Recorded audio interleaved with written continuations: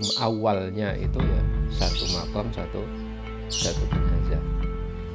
Tetapi dalam kondisi tertentu, dalam kondisi kedaruratan karena ada alasan-alasan tertentu, diambillah ijtihad hukum. Jadi berdasarkan kondisi yang ada, maka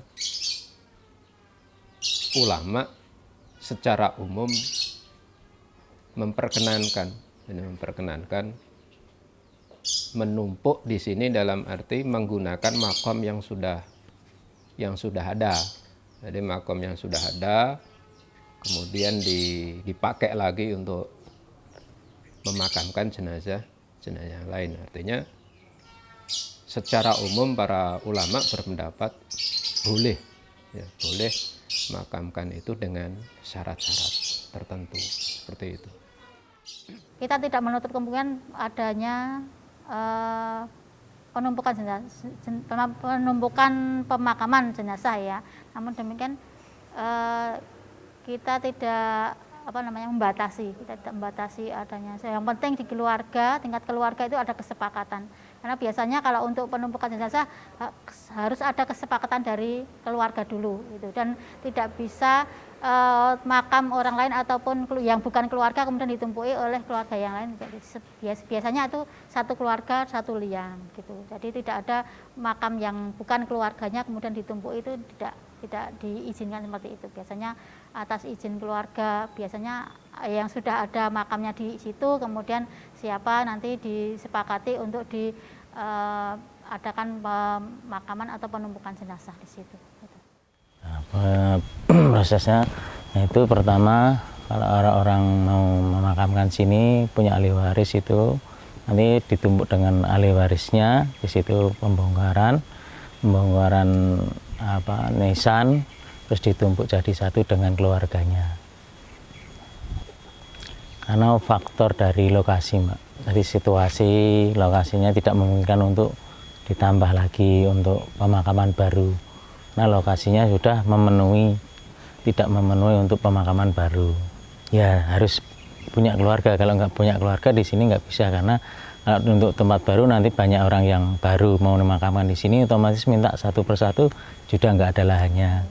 Nah, seperti saya sampaikan tadi bahwa untuk perizinan pemakaman memang tidak di kelurahan, tetapi untuk di Kota Yogyakarta ini khususnya untuk perizinan makam itu ada di tingkat kecamatan.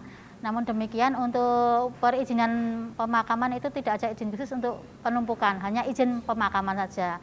Kemudian terkait teknisnya mau tumpuk ataupun tersendiri, itu adalah menjadi kebijakan di tingkat atau lebih teknisnya tingkat keluarga ya.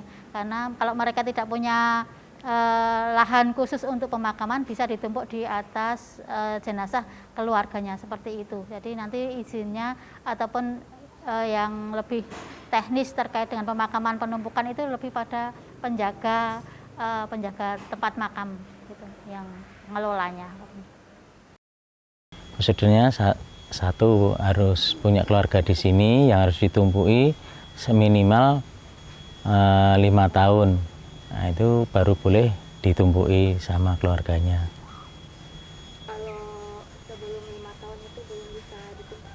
Belum bisa kalau sebelum 5 tahun, karena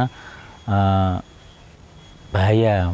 Jadi ada kondisi untuk penggalian ini membahayakan, Mbak, karena ada gas namanya fosfor itu. Kalau saya tidak diperbolehkan, kalau bila ada keluarga yang memaksa, saya berlepas diri, dan itu untuk penggalian saya suruh minta surat dari kedokteran rumah sakit Sarjito yang punya forensik. Kalau ada berbahaya untuk gas itu kan biar nangani dari pihak forensik gitu. Tapi itu tanggung jawabnya tetap dari pihak sini atau dari pihak keluarga? Kalau ada apa-apa pihak keluarga, saya berlepas tangan saya, Mas. Saya pasrahkan, kalau mau maksa mau silahkan memakamkan, tapi saya nggak bertanggung jawab. Kan kebanyakan pada nggak berani, karena satu untuk mengurus izin dari Sarjito aja mahal. Waktu itu ada pernah satu kali mau dipindah ke Jakarta, udah dimakamkan sebelum 3 tahun udah mau dipindah, padahal waktu dimakamkan itu posisinya mau dipindah, anaknya pindah ke Jakarta, tapi mau dibawa ke Jakarta baru 3 tahun, terus saya nggak berani karena itu masih proses untuk perorangan jenazahnya. Jadi kalau mau dipaksakan, saya suruh minta dari surat dokter, surat rumah sakit yang menangani secara khusus peralatan-peralatan yang memenuhi syarat. Nah itu tapi bukan dari pihak saya, bukan tukang galinya saya, dari rumah sakit. Ternyata dari rumah sakit menyanggupi, ya saya pasrahkan dengan rumah sakit. Nanti yang eksekusi rumah sakit, ya rumah sakit yang mengizinkan gitu. Ya, dari sisi pihak makam sini tidak saya izinkan karena itu sudah menyalahi prosedur. Makom itu boleh ditumpuk kembali. Yang pertama yang harus diperhatikan, sudah tidak ada bekas jasad yang lama.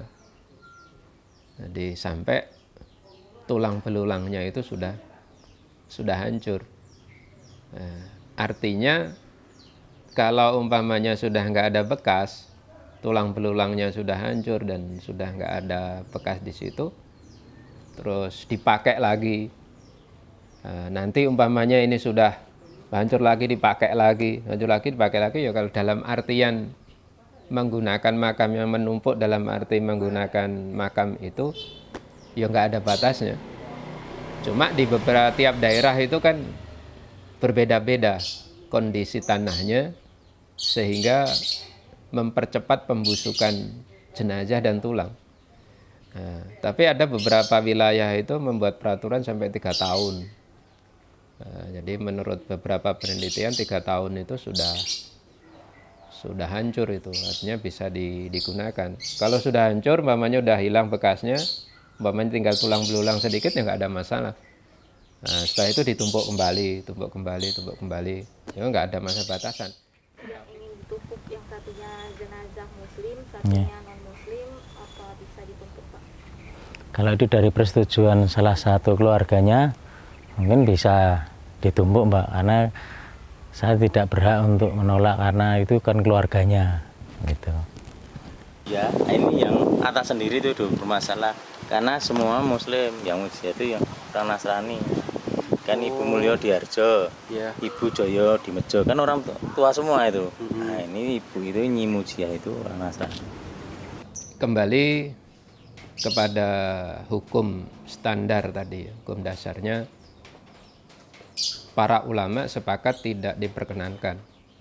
Bahkan ada hadis Rasulullah itu dengan tegas menyampaikan bahwasanya tidak diperkenankan seorang muslim itu dimakamkan di kuburan non muslim dan sebaliknya. Tetapi sekali lagi nanti kalau umpamanya sampai titik kondisi darurat, ya, karena memakamkan jenazah itu dalam agama apapun itu menjadi syariat, ya, itu saya yakin ya akan bisa dalam kondisi kedaruratan tertentu. Tapi untuk sekarang saya pikir masih enggak lah.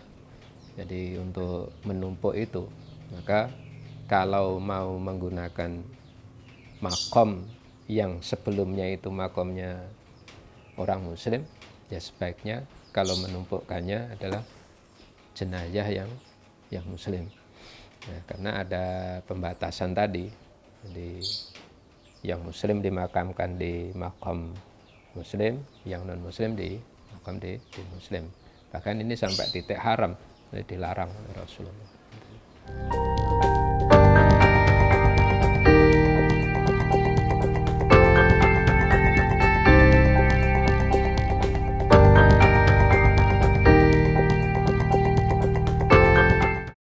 Waktu itu seorang nenek-nenek waktu ziarah ternyata makamnya dibongkar, ditumpuk dengan orang lain katanya gitu. Terus saya sebagai juru kunci dipanggil, disuruh memberitahu ini siapa makamnya siapa. Terus nenek saya kasih pemberitahuan bahwa ini ditumpuk dengan keluarganya. Saya bilang itu keluarganya siapa, namanya ini saya nggak kenal, gitu, bilang itu. Terus oh ini nganu apa dari keluarganya nenek katanya udah ada dapat izin dari keluarganya yang ditumpui. Saya bilang gitu. Siapa namanya? Saya kan kalau mau pemakaman itu harus prosedur dengan mengisi surat formulir, berkas-berkas untuk biar saya kuat dalam menangani pemakaman. Kalau ini bukan ahli warisnya kan nggak bisa. Jadinya satu untuk mengisi data pribadi dari keluarganya ahli warisnya, kedua dari yang mau dimakamkan, ketiga harus persetujuan sama yang mempunyai makam yang mau ditumpui. Nah itu harus ada persetujuan dari yang mau ditumpuk itu. Kalau terkait penumpukan jenazah itu tidak ada tidak ada terkait dengan kebijakan kita ataupun izin dan tidak izin ya. Sebetulnya itu lebih pada kerelaan untuk keluarga, karena biasanya untuk pemakaman yang penumpukan jenazah itu adalah kerelaan keluarga. Kalau keluarga ada kerelaan untuk adanya penumpukan jenazah, biasanya kita hanya mengetahui saja, sehingga memang kita tidak berkeberatan yang seperti itu karena keterbatasan lahan pemakaman di Kota Yogyakarta, apalagi dengan tingkat kependudukan yang tinggi, padat penduduk, kemudian keterbatasan lahan pemakaman, sehingga memang itu memungkinkan adanya penumpukan pemakaman di satu liang dengan beberapa jenazah begitu. Nah, otomatis kan kehabisan lahan, Mbak. Otomatis kan, saya kalau nggak masalah di situ. Ditumpuk berapapun nggak masalah, karena di sini bukan karena kalau lokasi dari tempat pemakaman itu masih ada luas, tempatnya luas, masih nggak beraturan, terus nggak padat gitu lah. Ini kan otomatis sudah penuh, mau dimakamkan di mana lagi kalau bukan ditumpuk dengan keluarganya. Sedangkan kalau mau ditumpuk dengan orang lain kan nggak mungkin, otomatis dengan warisnya, keluarganya sendiri. Misalnya neneknya mau ditumpuk dengan anaknya, dengan ibunya, ayahnya, itu kan otomatis satu keluarga, nggak masalah di sini. Gitu. Kalau kita sebetulnya tidak ada ya, karena sebetulnya ini terkait dengan keterbatasan makam, lahan makam, sehingga untuk teknis pemakaman dan sebagainya itu menjadi tanggung jawab di tingkat keluarga. Kalau mereka memiliki lahan di tempat lain di luar Kota Yogyakarta, itu memang kita sarankan. Tapi kalau mereka tidak ada tempat lain di luar Kota Yogyakarta, itu memang ya satu-satunya jalan memang itu penumpukan jenazah itu. Karena kalau mencari lahan untuk pemakaman di luar Kota Yogyakarta juga mungkin membutuhkan biaya yang pertama. Kemudian kalau yang ini misalnya keluarga tidak mampu, juga kita kasihan, sehingga satu-satunya jalan misalnya untuk solusi untuk pemakaman ya penumpukan jenazah di satu liang itu. Jalan keluar yang paling baik, sebagaimana ini pernah ditanyakan oleh Dinas Pemakaman Jakarta kepada MUI Jakarta.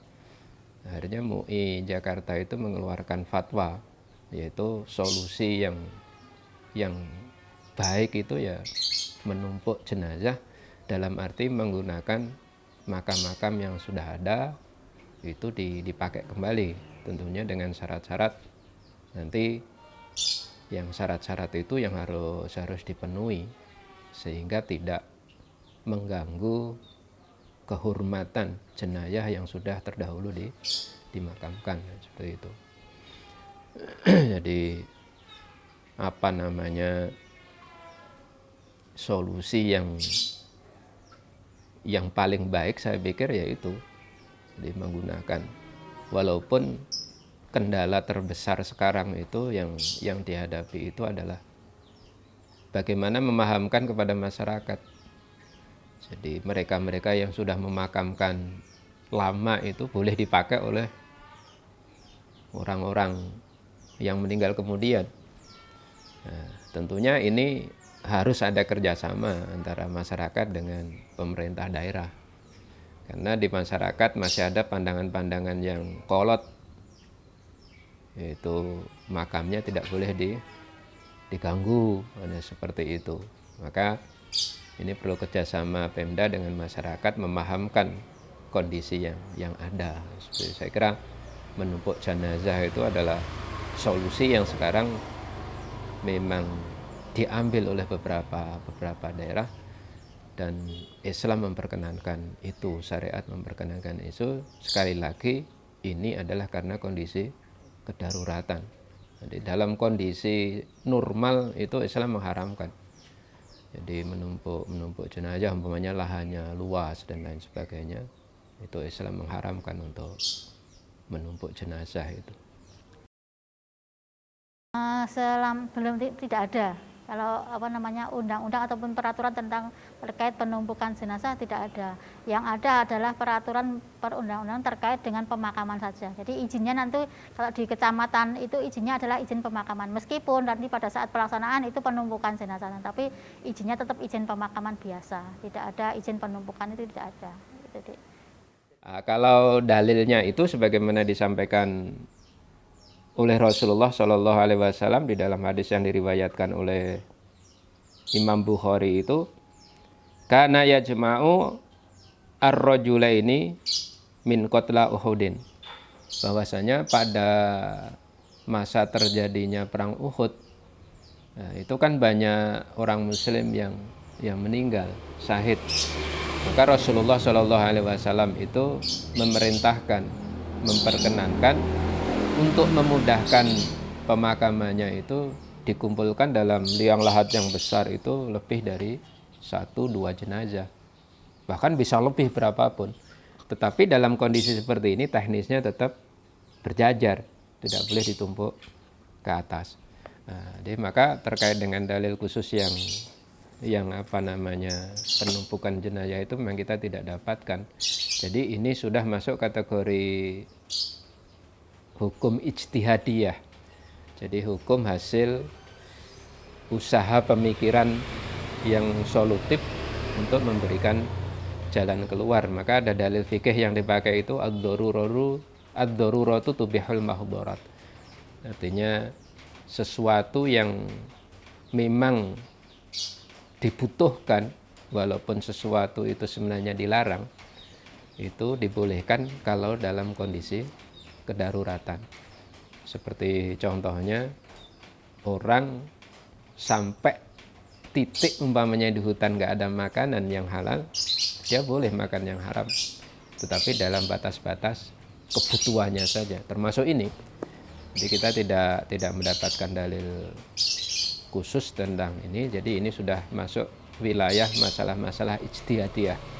Jadi berdasarkan pendapat-pendapat ulama yang kompeten di dalam mengambil hukum dengan masalah ini, termasuk yang bisa dijadikan dasar untuk sementara ini ya fatwa MUI DKI itu, karena hasil fatwanya ulama itu bisa diambil sebagai dasar hukum. Nah, jadi fatwa MUI Jakarta itu memang pada akhirnya membolehkan untuk menumpuk jenazah itu. Nah, dalam artian syarat-syarat tadi yang sudah saya sampaikan, beberapa hal tadi. Ya, kalau bersamaan, kalau ditumpuk itu nanti tempat pemakaman untuk lokasinya itu nggak memungkinkan, jadi tetap tidak bisa, Mak. Nggak bisa.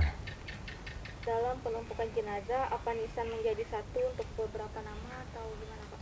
Ya, kalau untuk penumpukan jenazah, misalnya satu namanya banyak, nanti ada misalnya tumpuk 3 namanya nanti 3 gitu, sudah tertulis di dalam nisan gitu. Tetapi menumpuk dalam arti satu liang kubur banyak, nah, itu dalam artian menumpuk terus ditumpuk nggak bisa. Ya, jadi kalau umpamanya liang lahatnya luas, dibuat luas, nah itu model makamnya itu harus dijajarkan. Yang satu di sebelah barat, paling ujung barat, terus sampai sampingnya ke timur gitu. Kalau umpamanya makamnya itu modelnya luas, setelah itu mau dimakamkan bareng. Dalam kondisi seperti ini nggak boleh kita tumpuk. Nah, Nah, karena jasadnya masih utuh semuanya kalau melihat syarat-syarat tadi seperti itu. Kalau pengecualiannya cuma orang Mbak, kalau yang nggak boleh ditumbuk itu selama itu masih petilasannya keraton, punya keraton nggak bisa ditumbuk. Kalau semua, kalau orang bukan itu makamnya keraton masih bisa. Hal yang menjadi garis bawah daripada pendapat MUI, fatwa MUI itu diharamkan sama sekali untuk menggunakan makomnya ulama-ulama yang ternama untuk ditumpuki.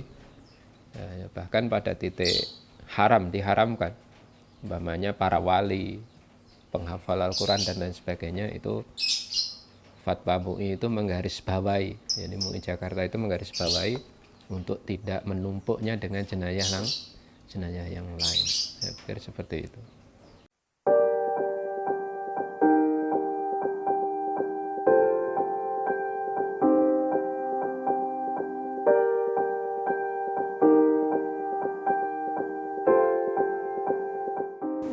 Kalau terkait dengan pengadaan tanah untuk TPU itu menjadi kebijakan di tingkat kota ya. Jadi itu memang mungkin kalau kita itu mungkin di tingkat wilayah mungkin hanya bisa mengusulkan, namun demikian eksekusi pengadaan dan sebagainya itu di tingkat kota di Badan Aset Daerah itu dan itu perlu persetujuan dari Dewan juga. Mengingat kalau kita pembelian lahan dan sebagainya, pengadaan apalagi untuk pemakaman itu ada izin-izin khusus yang harus dipenuhi untuk membuat satu tempat pemakaman baru gitu. Dan memang untuk Kota Yogyakarta ini keterbatasannya adalah keterbatasan lahan dan susah untuk menemukan lagi lahan yang bisa digunakan untuk TPU. Ya, saya memberitahu karena satu, lokasi situasi di makam ini udah padat. Kedua, harus sesuai dengan aturan-aturan yang sudah dibuat sama juru kunci, saya sendiri, dan dengan peraturan yang berada di keraton. Jadi di kantor Pengulon itu udah persetujuan bahwa itu harus ditumpuk karena kondisi dan situasi makam ini udah penuh. Yang pertama, prinsipnya